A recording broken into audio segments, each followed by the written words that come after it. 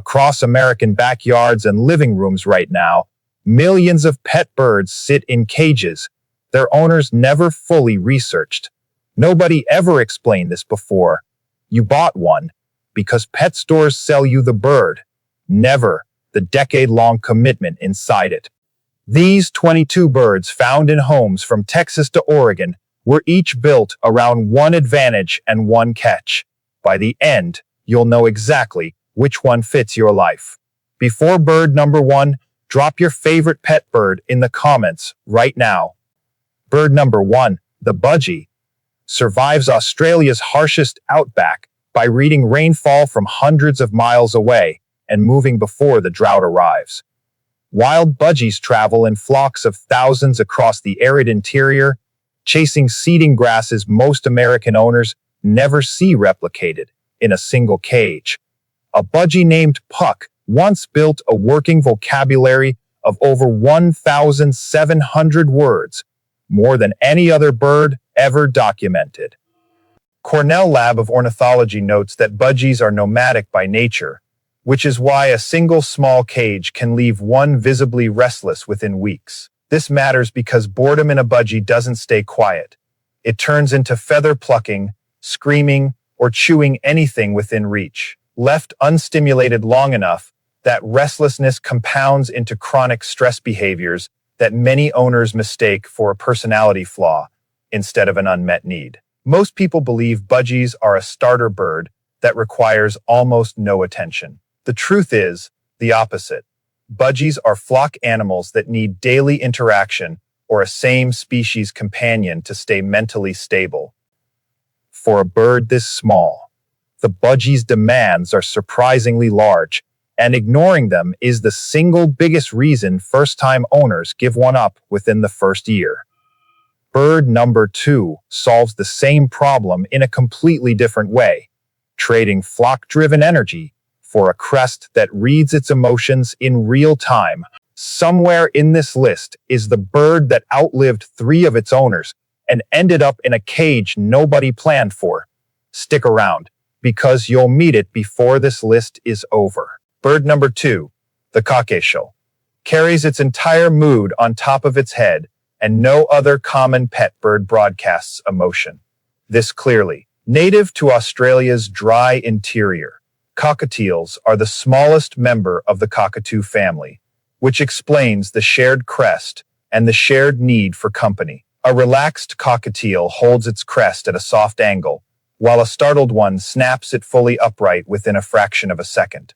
Avian behaviorists cited by VCA animal hospitals note that male cockatiels typically develop more complex whistled tunes than females, a difference traced to wild courtship behavior. This matters because whistling isn't just charming, it's how a cockatiel tests whether its flock, meaning your household, is paying attention to it. Over time, an ignored cockatiel escalates from whistling to repetitive shrieking, a compound behavior that's difficult to reverse once established. Most owners believe a quiet cockatiel is a content cockatiel. The truth is, a Cockatiel gone silent for long stretches is often stressed or unwell, not simply calm. That crest is doing more communication work than most owners ever learn to read, which is exactly why misread cockatiels end up mislabeled as moody. Drop your favorite bird from this list in the comments. Right now, I read every one. Bird number 3, the Canary, was bred for centuries around a single trait. Song, and unlike most parrots, it was never expected to talk back. Native to the Canary Islands, wild canaries sing to defend territory and attract mates. Instinct breeders sharpened into the elaborate rolls and trills prized in showbirds today. For nearly 2 centuries, canaries were carried into coal mines, specifically because their small lungs reacted to toxic gas faster than a human ever could. Audubon records confirm that only male canaries produce the complex, sustained songs owners buy them for, since singing in this species is a courtship display, not casual communication. This matters because a canary bought for its voice can turn out silent if it's actually a female, a mix-up that happens more often than most pet stores admit. Over months, An unstimulated canary's song can shorten and flatten, losing the very complexity it was bred for. Most people assume any canary will sing on command. The truth is, song depends on sex, season, and a calm environment, not just species alone. A canary's value was never in cuddling or talking. It was in a sound bred into it long before it ever reached a cage. Bird number 4 takes a completely different approach, one that makes it just as fascinating in its own right. Bird number 4, the finch, learns its entire song from its father during a single narrow window early in life. And once that window closes, the song is locked in forever. Zebra finches, the most common pet finch in American homes, live and breed in tight social groups rather than pairing off in isolation, like many caged birds. Neuroscientists have used this exact song learning window to map how the brain wires vocal learning, since a finch raised without a tutor never develops normal song at all. Research cited by Cornell Lab of Ornithology shows zebra finches deprived of a singing tutor during that early window develop permanently abnormal, simplified calls. This matters because a lone finch, kept without others of its kind, misses the social exposure it needs to develop and stay behaviorally normal. Over time, an isolated finch becomes noticeably more skittish and less vocal, a compounding effect of missing its flock. Most new owners believe one finch alone will be just as content as a pair. The truth is, finches are obligate flock birds that decline both socially and vocally when kept alone. A finch's song is an instinct alone. It's a lesson passed down in a window that never reopens once missed. Bird number 5 does something none of the birds before it attempted. Bird number 5, the lovebird, earned its name from a bonding instinct so strong that a single lovebird left alone can spiral into genuine distress. Native to the forests and savannas of Africa, lovebirds pair for life in the wild and rarely stray far from a chosen mate or flock member. A lovebird separated from its bonded partner will call persistently for hours, a documented stress response rather than simple noise. VCA Animal Hospitals documents that lovebirds, despite their small size, rank among the more territorial and nippy companion parrots when a bond isn't managed carefully. This matters because a lovebird that bonds intensely to one person can become aggressive toward anyone else who approaches, including other household pets. Over time, that possessiveness can escalate into biting during simple cage cleaning or feeding. Behavior owners rarely expect from a bird this small. Most people assume lovebird means automatically affectionate toward everyone. The truth is, a lovebird's love is fiercely selective, not universal. The name promises affection, but it rarely warns you who that affection will be aimed at. Have you ever seen a lovebird up close? Tell me where. Right below. Bird number 6, the parrotlet, packs a full-sized parrot's attitude into a body barely bigger than a sparrow. Native to Central and South America, parrotlets are the smallest true parrots kept as pets, yet they behave with the confidence of birds many times their size. A parrotlet will regularly challenge birds, hands, or objects far larger than itself without hesitation. Merck Veterinary Manual notes that parrotlets frequently bond intensely to a single person, a trait that shapes most of their behavioral quirks in a home. This matters because that one-person bond often means a parrotlet becomes standoffish or nippy toward every other household member. Over months, unaddressed territorial nipping can turn into a bird that guards its cage aggressively against anyone who isn't its chosen person. Most buyers assume its tiny size makes it an easy, harmless bird. The truth is, a parrotlet's bite and attitude scale with its confidence, not its size. Small size never guaranteed a small personality, and the parrotlet proves that on nearly every perch it claims. Bird number 7 solves the same problem in a completely different way, trading a quiet home for one built entirely around volume. Bird number 7, the conure, trades subtlety for volume, capable of a screech that carries through walls, most other pet birds could never penetrate. Native across Central and South America, Conures such as the sun conure and green-cheek conure are prized for color and comedic energy in nearly equal measure. A single alarmed conure call can register close to the volume of a running lawnmower at close range. VCA Animal Hospitals notes that conure vocalizations are a normal flock contact behavior, not a sign of distress on their own. This matters because apartment and shared wall owners frequently underestimate just how far a conure's contact call travels before bringing one home. Over time, unaddressed daily screaming sessions can strain neighbor relationships and, in some documented cases, lead directly to a bird being rehomed. Most people assume a small parrot means a quiet parrot. The truth is, body size has almost no relationship to a conure's volume. The conure's comedy comes bundled with a soundtrack, and ignoring that soundtrack is how most conure owners end up surprised. Bird number 8 does something none of the birds before it attempted. Bird number 8, the Quaker parakeet, does something no other parrot on this list does. It builds. Native to the temperate grasslands of Argentina and Uruguay, Quakers construct massive communal stick nests instead of relying on tree cavities like almost every other parrot species. Wild Quaker nests can grow large enough to house multiple breeding pairs stacked into separate chambers within a single structure. Audubon field data confirms that escaped or released Quakers have established stable feral colonies in several American cities, including cold climate regions where wild parrots weren't expected to survive. This matters because that same nest building instinct in captivity means Quakers are relentless chewers and constant builders, even inside a household cage. Over time, this behavior has led several U.S. states to restrict or outright ban Quaker parakeet ownership over agricultural concerns. Most buyers assume any parrot is legal anywhere in the country. The truth is, Quaker ownership legality varies sharply by state due to their feral colony history. A bird built to construct its own home rarely stops building once it reaches yours, legal restrictions included. Did you already know this about the Quaker parakeet? Be honest in the comments. Bird number 9. The Caiques moves through its cage like it's wired to a different speed than every bird before it on this list.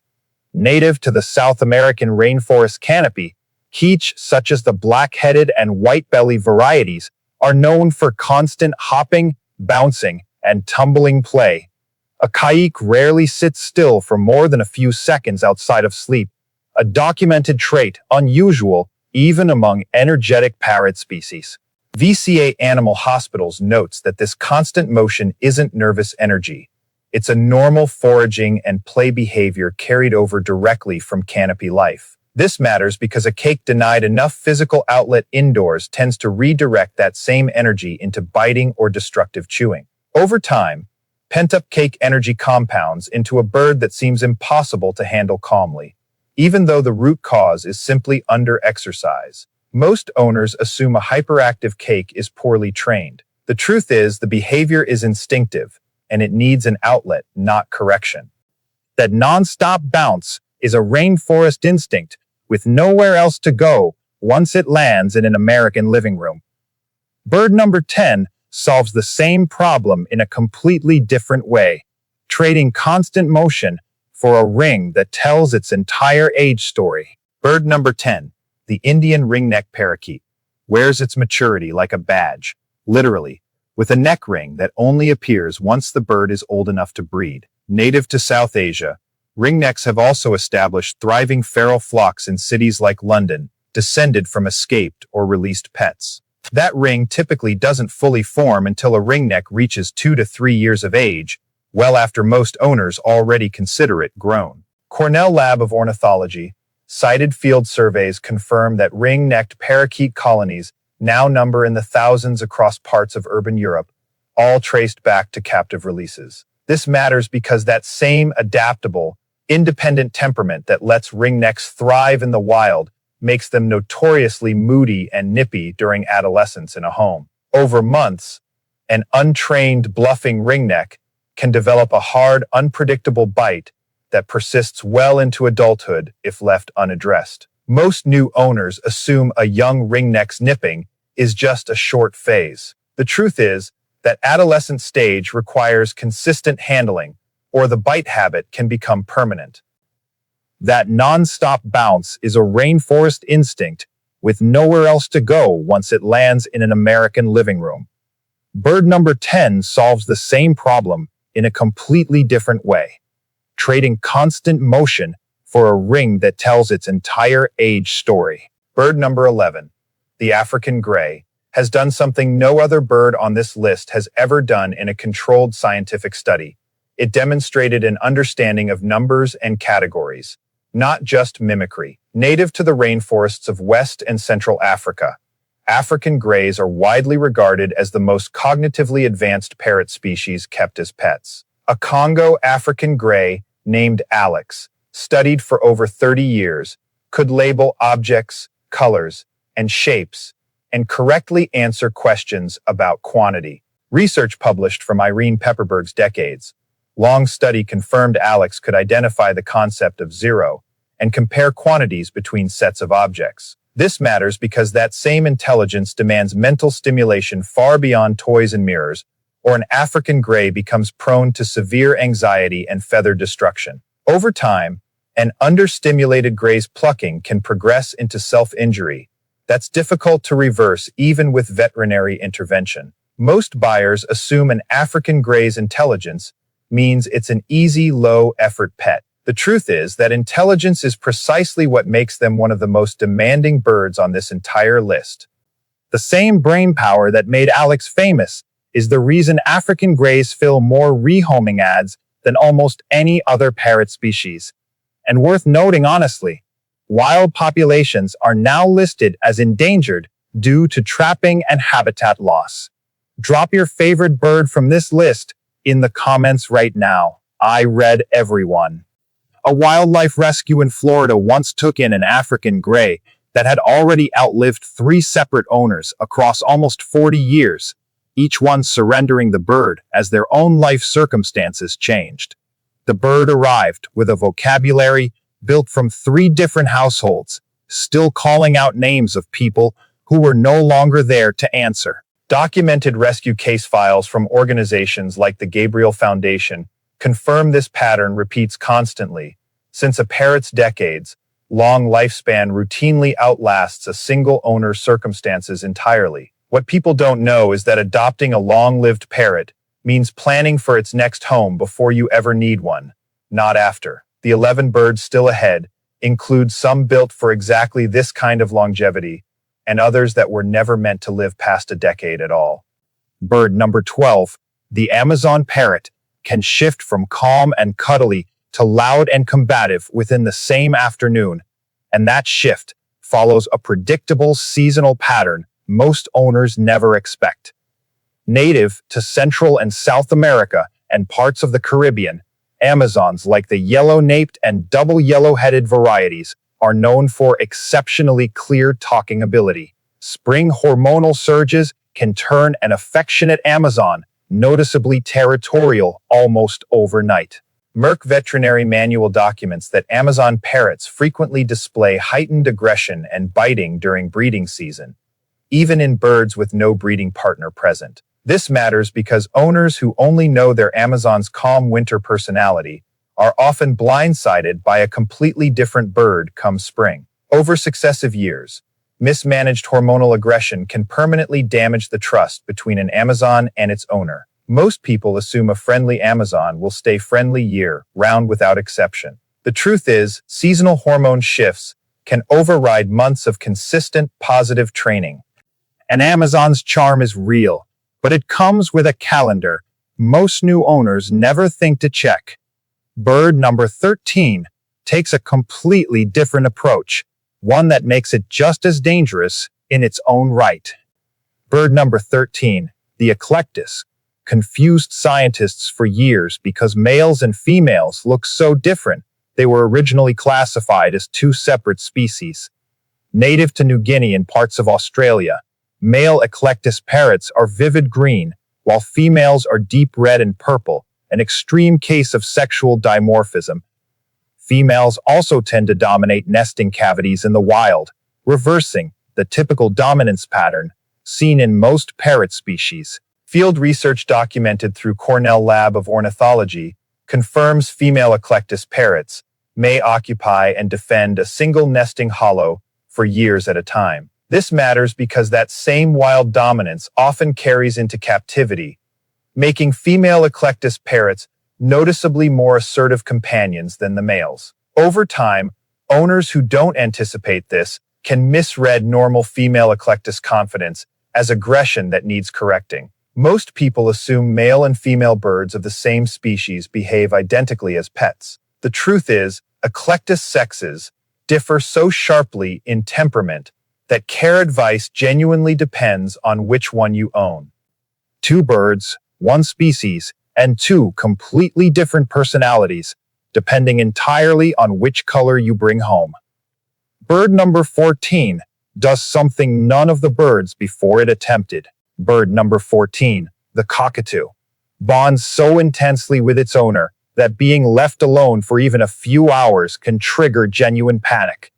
Native to Australia and parts of Indonesia, cockatoos are among the most socially demanding parrots kept as pets, often described as needing near constant companionship. A cockatoo's scream, used to call a flock back within earshot, can exceed the volume of a passing motorcycle. VCA Animal Hospitals documents that cockatoos left alone for extended periods frequently develop severe feather, destructive behavior, and self-mutilation. This matters because that same intense bonding instinct means a cockatoo can spiral into distress the moment its routine changes, not just when it's fully abandoned. Over years, unmanaged separation anxiety compounds into a bird with permanent bald patches and a screaming habit neighbors can hear through walls. Most people assume a cockatoo's cuddliness makes it an easy, affectionate pet. The truth is that same need for closeness is exactly why cockatoos fill more sanctuaries than almost any other parrot, often living 40 to 70 years without a stable home. A cockatoo doesn't just want your attention, it structurally requires it for decades, which is the honest reason so many end up surrendered. Did you already know this about the cockatoo? Be honest in the comments.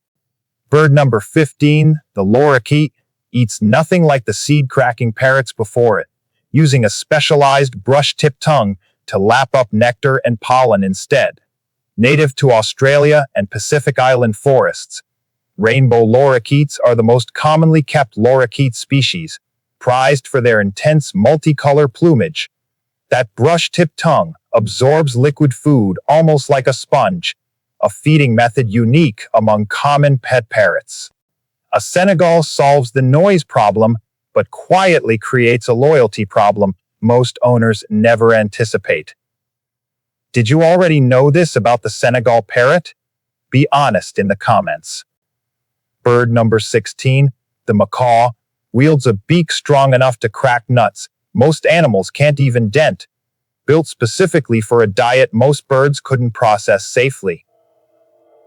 Native to Central and South American rainforests, macaws such as the hyacinth and scarlet varieties are the largest parrots commonly kept as pets.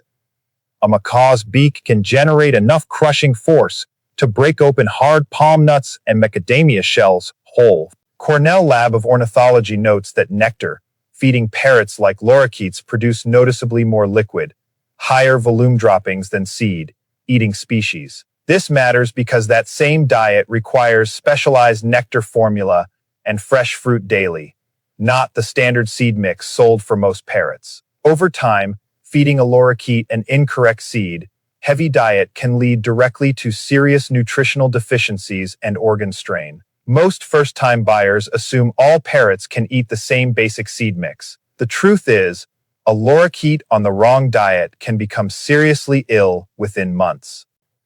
A lorikeet's beauty comes with a cleanup routine most owners never budget for before bringing one home.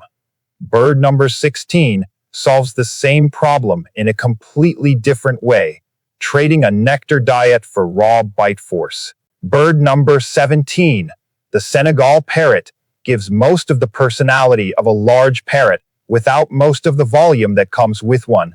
Native to the savannas and woodlands of West Africa, Senegal parrots are notably quieter than macaws, cockatoos, or Amazons, making them a common bridge bird for owners stepping up in size.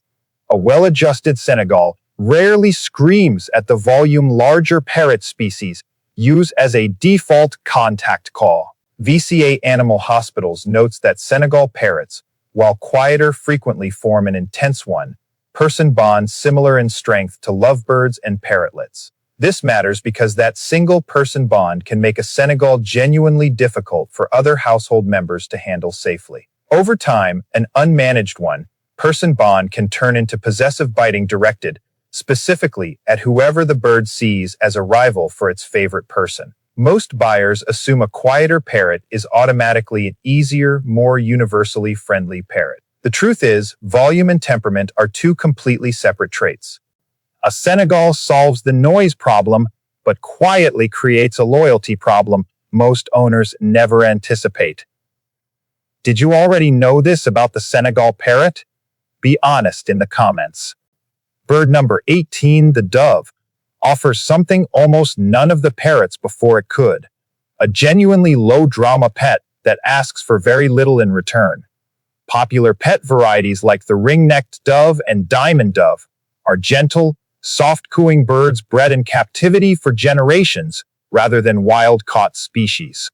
A dove's soft, rhythmic cooing rarely exceeds a volume that would bother even close neighbors. Field studies documented by Cornell Lab of Ornithology describe wild macaws regularly visiting exposed riverbank clay licks to eat mineral-rich soil after feeding on unripe fruit. This matters because that clay neutralizes natural plant toxins the birds ingest, a behavior with no simple substitute available in a household setting. Over generations in captivity, macaws bred without access to that same environmental complexity can develop chronic boredom-driven aggression. Most buyers assume that raw beak power is the main danger to plan for. The truth is, a macaw's mental needs, not just its bite, are what most owners underestimate. That beak evolved to crack open a rainforest's toughest food source, and it doesn't soften just because the diet changes indoors. Bird number 17 takes a completely different approach, one that makes it just as manageable in its own right. Bird number 19. The pigeon can navigate its way home across hundreds of miles of unfamiliar terrain, using senses humans still don't fully understand. Domesticated for thousands of years, homing pigeons were historically used to carry messages across battlefields and cities long before modern communication existed.